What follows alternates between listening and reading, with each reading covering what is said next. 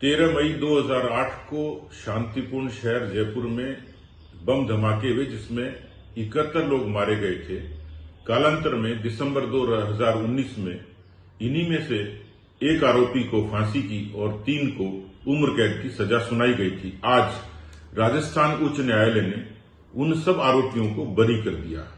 उनका बरी होना इतने बड़े संज्ञेय अपराध पर ये राजस्थान की अशोक गहलोत सरकार की पैरवी पर शंका पैदा करता है। जिस तरीके से सतीश पूनिया जी ने सवाल उठाया, मैं उसको उचित नहीं कहूँगा। 2013 में ब्लास्ट हुआ, 2013 में उनकी सरकार थी, जांच उनकी सरकार ने की, उनकी सरकार के टाइम पुलिस ने की। सवाल ये नहीं है, सवाल ये है कि लोअर कोर्ट ने उनको सजा दी, हाई कोर्ट ने अपना वर्डिक्ट है कि उन्होंने उनको माफ किया। अभी सुप्रीम कोर्ट है, सुप्रीम कोर्ट में जाएंगे, लेकिन जहाँ भी जाना पड़ा सरकार जाएगी।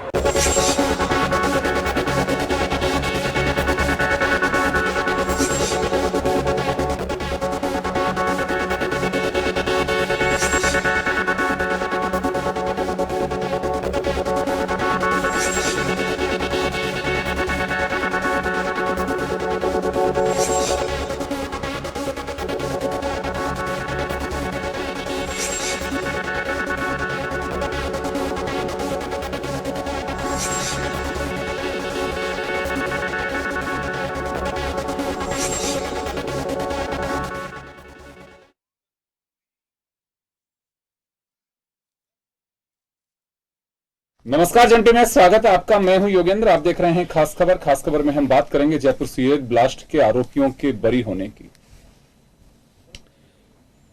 जब फांसी की सजा 2019 में सितंबर 2019 में सुनाई गई थी, तब जयपुर के उन लोगों के जख्मों पर राहत की मरहम महसूस हो रही थी कि जब पता लगा कि सीरियल ब्लास्ट के आरोपी हैं, उन्हें फांसी की सजा सुनाई जाएगी। बहुत सारे परिवारों से हमारी बातचीत भी हुई, लेकिन अब जब बरी किया गया उनको, बरी का अदालतों में साफ है कि साक्ष्य पे सारी चीजें होती हैं। बेशक कोई कहे कि साहब इतने लोग, चर्चाएं हैं, जैसे मॉर्निंग में जब पता लगा लोगों को कल ही इस पूरे मामले का, तो अदालत ने कहा है कि ये सब चीजें भावनाओं से नहीं चलती हैं, अदालत नियम कायदों से चलती हैं। साक्ष्य के आधार पर किसी के सजा माफ करना और सजा देना डिपेंड करता है। तो चले हम इस मुद्दे को पर चर्चा करेंगे। हालांकि सरकार की ओर से कहा गया कि हम विधिक राय ले रहे हैं और सुप्रीम कोर्ट जाएंगे। महेश जोशी से जब बात हुई तो उन्होंने कहा कि हम सुप्रीम कोर्ट जाएंगे। तो चले हम चर्चा शुरू करेंगे। हमारे साथ भाजपा से राजेंद्र सिंह जी हैं, खुद भी राजस्थान पुलिस सेवा के पूर्व अधिकारी हैं। राजकुमार शर्मा जी हमारे साथ में कांग्रेस से हैं। संदीप लोहाड़िया जी हमारे साथ एडवोकेट जुड़ रहे हैं। सिंह साहब, आपके पास लौटना चाहूंगा, क्योंकि जब ब्लास्ट हुए हैं, मैं रिपोर्टिंग के नाते, आप पुलिस ऑफिसर के नाते उस वक्त मौजूद रहे और हम सब लोगों ने देखा भी, क्योंकि जयपुर में ये ब्लास्ट उस वक्त हुआ कि एक तरफ अजान लग रही थी तो दूसरी तरफ आरतियां हो रही थी। वो टाइम ऐसा था और हर किसी को दहला देने वाला था। ये सामाजिक और सांप्रदायिक सौहार्द ना बिगड़े, ये जयपुर ने बहुत अच्छी से तरीके से उस वक्त निभाई भी अपनी जो यहाँ की गंगा जमनी जो सभ्यता है उसको। लेकिन बड़ा सवाल होता है कि आरोपी बरी हो जाएं, क्योंकि मॉर्निंग वॉक पे जब गए तो लोगों से चर्चा हुई, कहना था कि ये कैसे हो सकता है कि अदालत ये भी देख सकती थी कि इतने लोग इंजर्ड हुए, इतने लोग डेथ हुए इतने लोगों की, तो क्या ये झूठ है?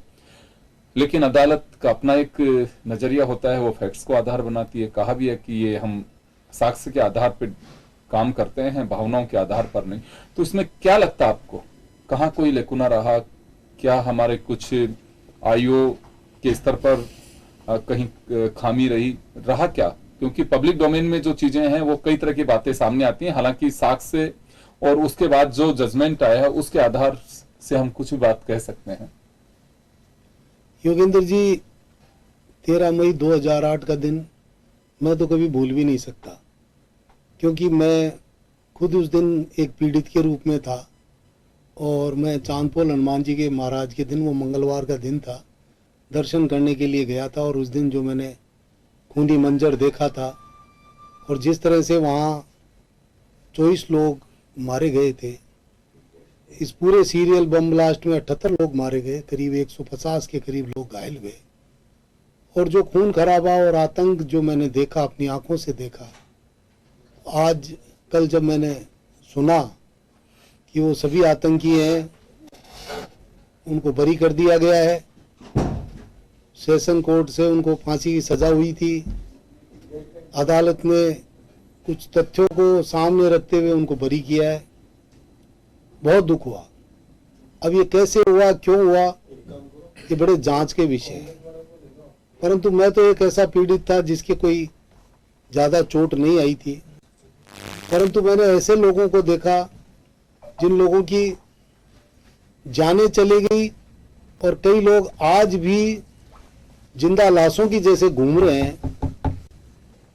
वो मंजर है, वो हम सब के लिए एक बहुत ही दर्द विदारक घटना है और उसका अंजाम ये होगा।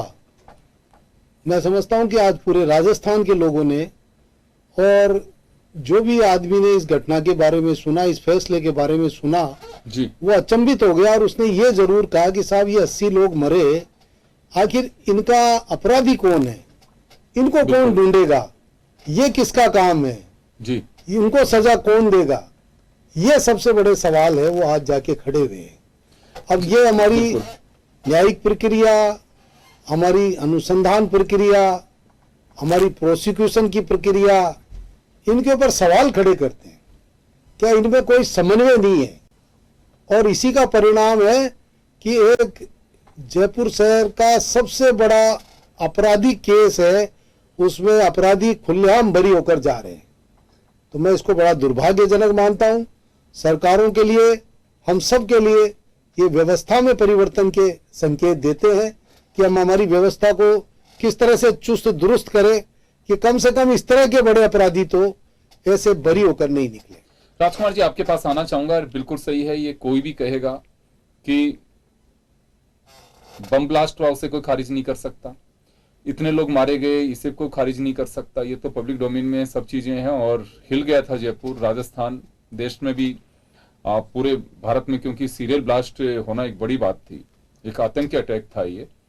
लेकिन व्यवस्था को लेकर के बीजेपी ने सवाल खड़े किए हैं। सतीश पूनिया जो पूर्व प्रदेश अध्यक्ष हैं, उन्होंने कहा कि उनका तो सीधा कांग्रेस पे और सरकार पे हमला है उनका, कि लचर व्यवस्था का एक और नमूना पेश किया उन्होंने। योगेंद्र जी, सबसे पहले तो मैं अपनी ओर से, कांग्रेस पार्टी की ओर से, आप जन टीवी परिवार को, सभी दर्शकों को राजस्थान दिवस की और रामनवमी की हार्दिक शुभकामनाएं प्रेषित करता हूं। और जो जयपुर में आतंकी हमला 13 मई 2008 को हुआ था, वो बहुत ज्यादा दुखद घटना थी और उससे भी ज्यादा दुखद दिन कल का आज, जब कोर्ट ने सभी आरोपियों को बरी कर दिया। कोर्ट बरी या सजा तब सुनाती है जब कोर्ट के सामने साक्ष्य जिस तरीके से पेश किए जाते हैं। तो जो साक्ष्य करने वाली एजेंसियां थी, चाहे वो पुलिस हो चाहे कोई और एजेंसी हो, उन्होंने कड़ी से कड़ी कमजोर जोड़ी, उसके कारण कोर्ट को यह मौका मिला और कोर्ट ने सभी आरोपों को बरी किया।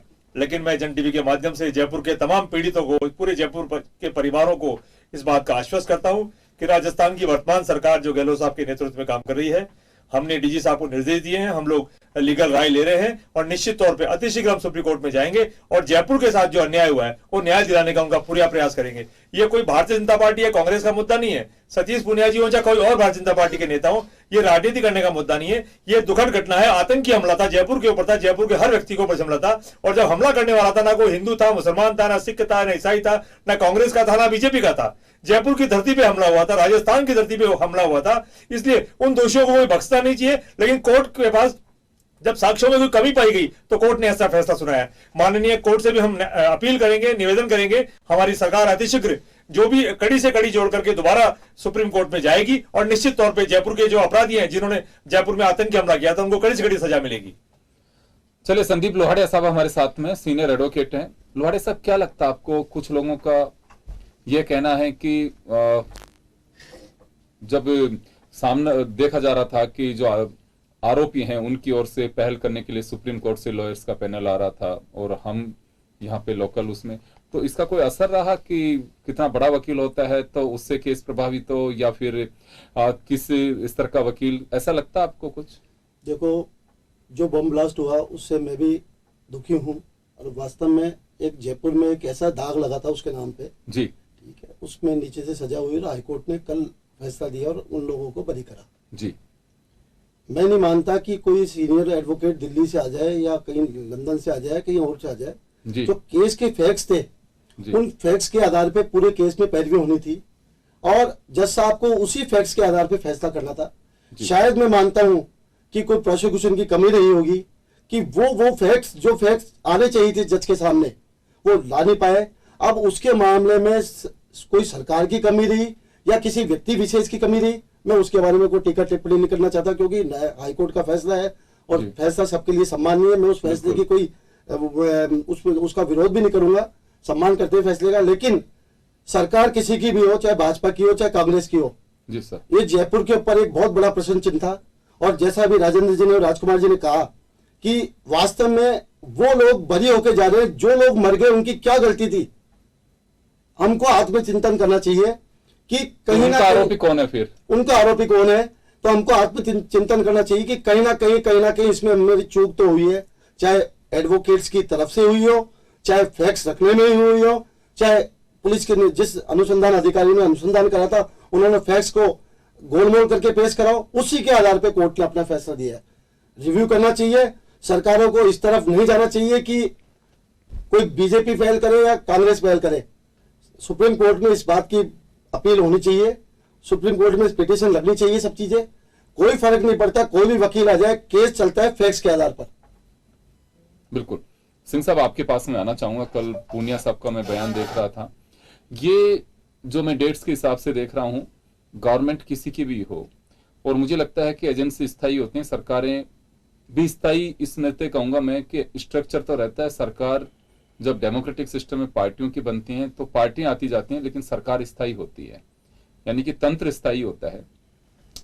इसमें डेट्स के हिसाब से कहें तो चाहे बीजेपी की सरकार का वक्त रहा हो, चाहे कांग्रेस की सरकार का वक्त रहा, इसमें आर्ग्यूज कंटिन्यू चले हैं। फिर क्या लगता है आपको कि फैक्ट्स को कोई प्रभावित कर सकता है? क्योंकि पूनिया साहब के बयानों से कुछ ऐसा दिखाई दे रहा है कि इसमें राजनीतिक झलक थी।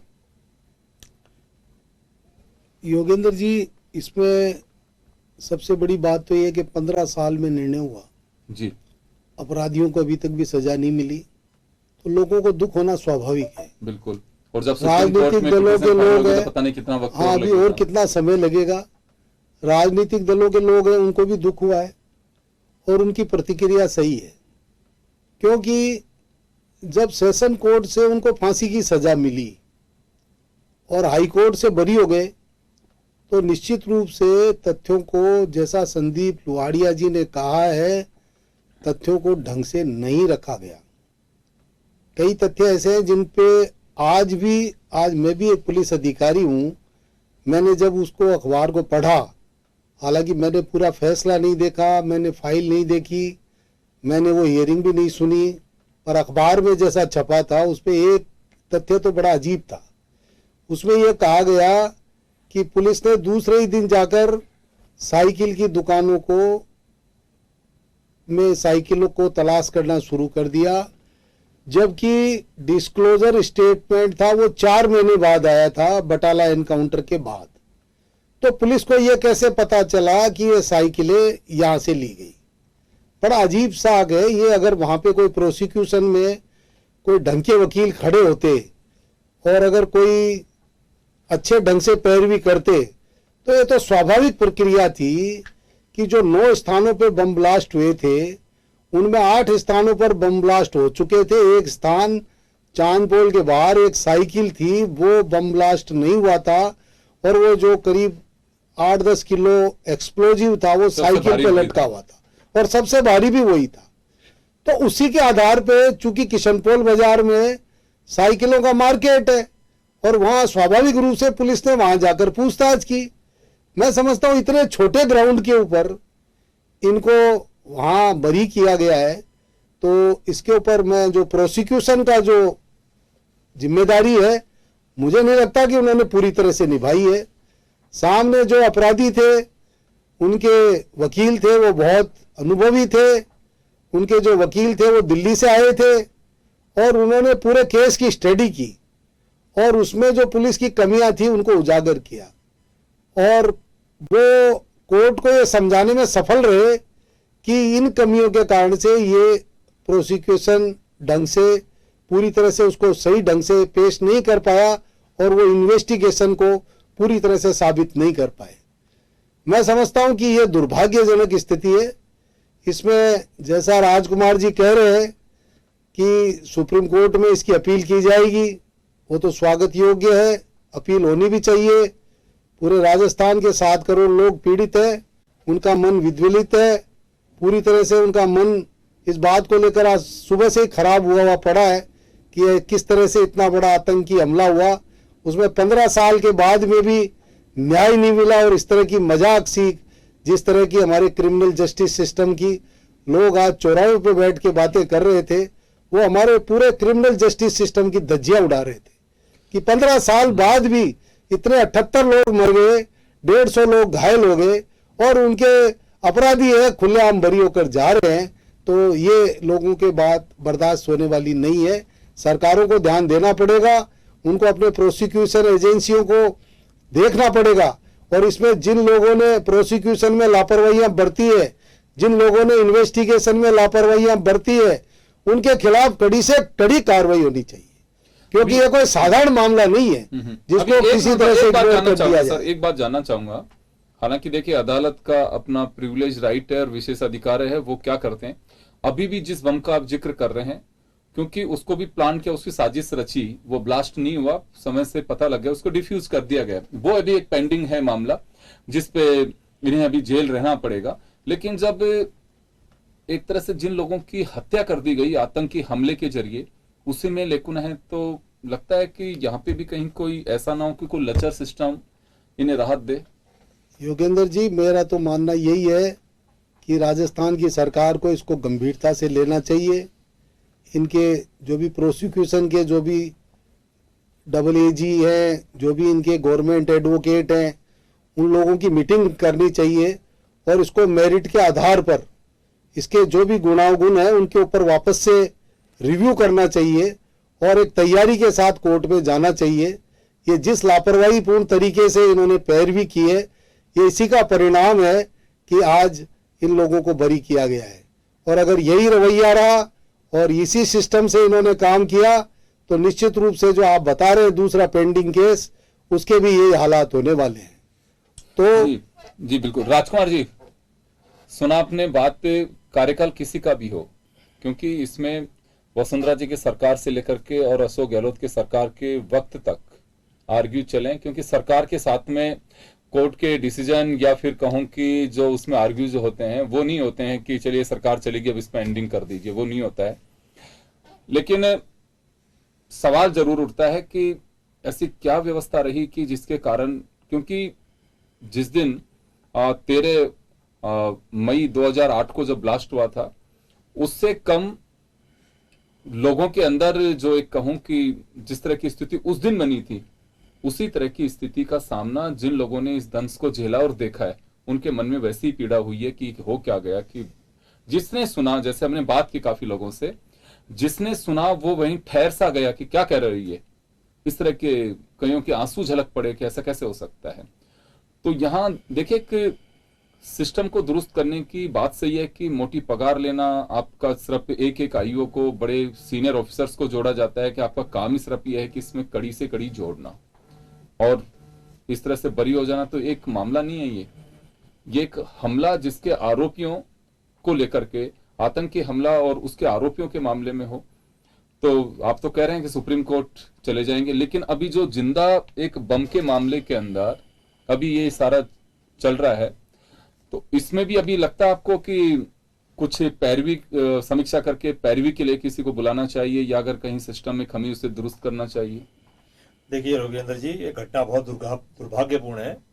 लगभग 71 लोगों की जान चली जाना, 150 से ऊपर 80 लोगों की जान चली जाना, 150-200 लोगों का घायल होना, और घायल भी इस तरीके से हैं आज वो अपंग लायक बने हुए। किसी का हाथ चला गया, किसी की टांग चली गई, किसी के पेट में छर्रे लगे हुए।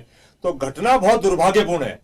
वो अलग बात है कि उस वक्त राजस्थान में मुख्यमंत्री भारतीय जनता पार्टी की थी और राजस्थान के वर्तमान मुख्यमंत्री हैं, वो उस वक्त दिल्ली थे। और राजस्थान के मुख्यमंत्री जो आज हैं, अब माननीय गहलोत साहब को जब पता चला कि जयपुर में दुर्घटना हो गई है, तो तुरंत वो दिल्ली से जयपुर आए। मैं स्वयं उनके साथ था, पूरी रात हमने सारे पॉइंट्स पे, सारे अस्पतालों में गए थे। सर मैं एक बात मैं कहना चाहूंगा राजकुमार जी यहाँ पे, बात सही है कि सोनिया गांधी जी भी आई उस वक्त, आपके मिस्टर जायसवाल जब उस समय के हमसे गहलोत साहब के साथ ही आई थी रात को। ये सब लोग आए रात को, हम भी थे, पूरी रात सोए नहीं थे, इसलिए ये नहीं है।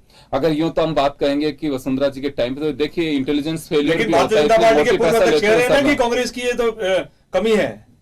वो प्रोसिक्यूशन के लिए मैं ये कह रहा हूं कि जब प्रोसिक्यूशन का जब 13 मई को घटना हो गई थी, दिसंबर में चुनाव हुए थे, जो इनिशियल स्टेज पे जो एफआईआर दर्ज की गई थी, जो भी नमूने वहां से उठाए गए थे, जो भी पुलिस अधिकारी थे, जांच एजेंसियां थी, अगर वो ठोस नमूने उठाए थे, ठोस नमूने उठा करके अगर एजेंसियों को सौंप देते तो निश्चित तौर पे आगे आने वाली किसी भी सरकार को उसमें कोई कमी निकालने का मौका नहीं मिलता। लेकिन जो शुरू में 13 तारीख को जो घटना घटी, 14, 15, 13, 14, 15 जो उन 5-7 दिनों में जो वहां से नमूने उठाए गए, जो साक्ष्य उठाए गए, उनमें कहीं ना कहीं कोई ना कोई ऐसी कमी छोड़ दी गई ताकि आने वाले आतंकवादियों को मौका मिल गया, वकीलों को मौका मिल गया और हमारे तरीके से कोर्ट में पेश सेशन कोर्ट ने फांसी की सजा दी है, फांसी की सजा दी है उन्हीं तथ्यों पर, फांसी की सजा मिली है सेशन कोर्ट एक से। बात बताइए मुझे कि फांसी की सजा फिर किस आधार किस आधार पे दे दी पे फिर? चलती है कोर्ट? मैं इस मुद्दे को जी, संदीप जी, शायद इस संदीप मुद्दे जी। को पार्टी पॉलिटिक्स में बहुत ज्यादा उलझा रहे हैं। बिल्कुल नहीं उलझा रहे हैं। सरकारें आती रहती है, बदलती रहती है। बिल्कुल। ये जो 80 लोग मर गए, उनके साथ चिंता किसकी है? निचले न्यायालय ने उन्हीं साक्ष्यों के आधार पर फांसी की सजा दी थी। ठीक बात है। और कहीं ना कहीं मैं इसमें बिल्कुल कमी मानता हूं, मैं बिल्कुल 100% कमी मानता हूं, मैं भी एडवोकेट हूं, कि कहीं ना कहीं प्रोसिक्यूशन अपना केस रखने में, इसमें उसने प्रोसिक्यूशन में लापरवाही की है, उसकी वजह से ही ये सब चीजें आई है। जो फैक्ट्स उसको मानना पड़ेगा राजकुमार जी, लापरवाही की है, लापरवाही की है, प्रोसिक्यूशन की लापरवाही है। वो साक्ष्य उसी दिन उठ गए थे उसके मामले में। फिर सेकंड चीज, जब हाई कोर्ट में फैसला हुआ, हाई कोर्ट में निचले न्यायालय की अदालत को जब चुनौती दी, तो क्या पुलिस प्रशासन सो रहा था? क्यों नहीं केस में मेरे को बताओ कौन था केस का ऑफिसर जिसने सारे फैक्ट्स जाके बताए हो? तो कहीं ना कहीं सरकारों को क्या लगाया, पैरोकारों को क्या लगा कि निचली कोर्ट से सजा हुई है इसलिए ऊपर वाली कोर्ट से सजा हो जाएगी, एक सुमोटो ले लिया और जो फैक्ट्स आने चाहिए थे कोर्ट के सामने वो नहीं रखे। कोर्ट के फैसले का मैं फिर कह रहा हूं सम्मान कर रहे हैं, क्योंकि कोर्ट ने वही फैसला करा है जो कोर्ट के पटल पर दस्तावेज आए, उन्हीं के आधार पर कोर्ट ने फैसला करा है। निचली न्यायालय ने फांसी की सजा दी है, ऊपरी अदालत ने उसको बरी करा है। तो मैं बिल्कुल मानूंगा इसमें हमारे पैरोकारों की बहुत बड़ी कमी रही। हो सकता है मे बी पॉसिबल कि वो दस्तावेज न्यायालय के पटल पर जाने चाहिए थे, वो नहीं गए। लोहारे साहब ने तो बहुत सारे आर्ग्यूज देखे हैं, राजेंद्र सिंह जी ने भी देखे हुए, मैं भी जर्नलिस्ट हूं तो काफी टाइम तक मुझे भी ऐसे अवसर मिले। मैं पब्लिक को ये बात बताना चाहूंगा कि जब आर्ग्यूज होते हैं, अपील का आधार हमेशा जो आरोपी पक्ष उसकी ओर से बताया जाता है कि हमारा आधार है, इसे कंसिडर करिए। अपील के लिए बेसिक सिद्धांत है इसमें, अगर अपर कोर्ट में अब जाते हैं उसका आधार उन्होंने बताया हो कि हमारे पास में आधार यह है, तो ये बात ठीक है कि आईओ या फिर जो भी लीगल मैटर्स को देख रहे हैं उन्हें देखना चाहिए था कि इनका आधार यह है, तो एक बार फाइल पढ़े हैं कि वास्तव में ऐसा कुछ है तो नहीं इसके अंदर। उस आईओ से फिर बात करनी चाहिए थी कि भाई इसका तोड़ क्या है तुम्हारे पास में। एक आम साधारण आदमी कोई भी समझ सकता है कि इस तरह की जब चीजें थी और एक 19 से 23 तक, क्योंकि अपील उसके बाद में एक टाइम पीरियड होता है, उसके बाद में अपील हुई है, अपील में आर्ग्यूज में जब जाता है तो आपके पास में फैक्ट्स आ जाते हैं कि इनका आधार यह है लड़ाई लड़ने का, तो आपको पता नहीं लग पाया। ये मुझे लगता है कि बहुत ही एक लापरवाही भरा कारण रहा कि पूरे सिस्टम को कोई पहचान नहीं पाया। संदीप जी, क्या रहता है कि जैसे ही कोई बड़े किसी फैसले में आता है उसके बाद में आप अपील में जाते हैं, अपील का एक स्ट्रक्चर जो होता है बेसिक क्या होता है उसका, कि सामने वाले को कैसे उससे सजा की अलर्ट रहना होगा? बहुत अच्छा क्वेश्चन पूछा योगेंद्र जी। शायद अगर इस चीज पे अभी पैरोकार विचार कर लेते तो ये होती नहीं सब चीजें। जब एक अपील के फैक्ट्स आते हैं, अपील के फैक्ट्स कौन से फैक्ट्स हुए? जो निचली न्यायालय ने फांसी की सजा दी उसका फैसला, उस फैसले की कमी निकालकर आपने अपील पेश कर दी। और हर अपराधी ये कहता है, हम भी पैरोकारी करते हैं अपराधियों की तरफ से, हर अपराधी कहता है कि मैं तो निर्दोष हूं। उसके कहने मात्र से निर्दोष नहीं होता, लेकिन निचली न्यायालय के अदालत के फैसले को उन्होंने चुनौती दी। इसका मतलब उस फैसले को मुलजिम पक्ष के अधिवक्ताओं ने बहुत ढंग से पढ़ा, बहुत ढंग से उन्होंने उसकी अपील तैयार करी। आपके पास तो निचली न्यायालय का अदालत का फैसला था, आपके पास पूरी प्रोसिक्यूशन एजेंसी थी, आपके पास पूरी पुलिस एजेंसी थी, आप सूक्ष्म चीज जो निचली न्यायालय के समक्ष रह गई वो आप हाईकोर्ट में पेश कर सकते थे। मुझे लगता है कहीं ना कहीं और कॉन्फिडेंस तो नहीं चल रहा है बिल्कुल इसमें। बिल्कुल। मैंने आपको योगेंद्र जी पहले बताया कि निचली न्यायालय ने फांसी की सजा कर दी है, तो शायद मे भी पॉसिबल हाईकोर्ट उस फैसले को सस्टेन रखेगी। और इसलिए पैरोकारों ने, जो भी पैरोकार थे, मैं किसी के पास आक्षेप नहीं लगा, लेकिन इतना बड़ा फैसला था, इस इतना बड़ा केस था ये। जब हाई कोर्ट के, आपने कहा हाई कोर्ट से, सुप्रीम कोर्ट से बड़े बड़े वकील आए, क्यों नहीं सरकार ने चिंता करी इसके लिए मैं, सब वकील बढ़िया है, लेकिन इस केस के लिए क्यों नहीं उन्होंने अच्छे लीगल एडवोकेट अपॉइंट करे? क्यों नहीं उन्होंने जो डबल एजी जीए छोटी छोटी जेडीए की समस्या में जाके खड़े हो जाते हैं, क्यों नहीं इसमें खड़े हुए जाके? तो कहीं ना कहीं सिस्टम का ये है, कहेंगे इसमें सिस्टम की चूक है। और इसको इस चूक के कारण आज जैसा सबको पीड़ा है, वो 80 लोग ये सोच रहे होंगे। और आपने बात करी, वो एक बम डिफ्यूज हो गया था, ठीक है, उन लोगों के मन में भी ये चीजें, जिंदा बम मिला था, किया गया उसको, मैं तो प्रत्यक्षदर्शी रहा हूं उसका।